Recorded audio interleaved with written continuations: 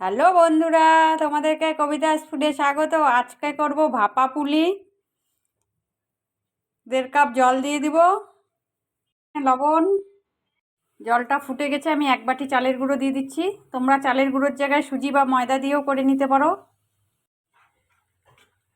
এই ভাপা পুলির জন্য কাইটা করে নিচ্ছি।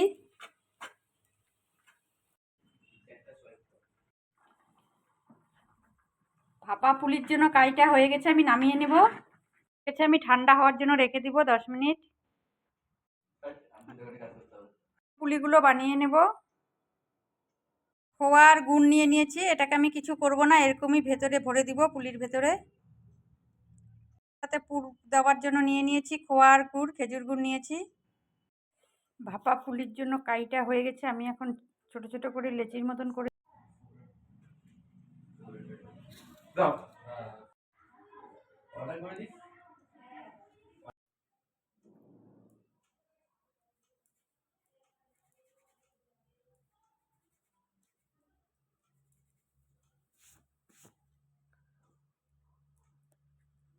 আমি সবগুলো এরকম করে বানিয়ে নিব।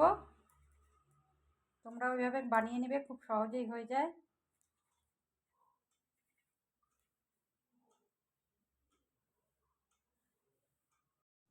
সবগুলো পুলি আমি বানিয়ে নিয়েছি, এখন ভাপে বসিয়ে দেব।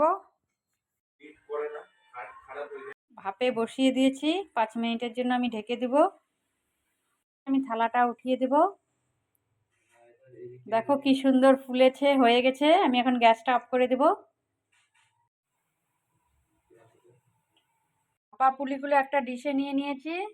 তোমরা দেখেই বুঝতে পারছো এটা কত সুন্দর হয়েছে। আমি তোমাদের সামনে একটা ভেঙে দেখাচ্ছি, একদম খুব সফট হয়েছে। এটা 10 মিনিটে রেডি হয়ে যায়। তোমরা দেখেই বুঝতে পারছো এটার ভেতরটা যেরকম দেখতেও সুন্দর হয়েছে, খেতেও কিন্তু খুব ভালো হয়।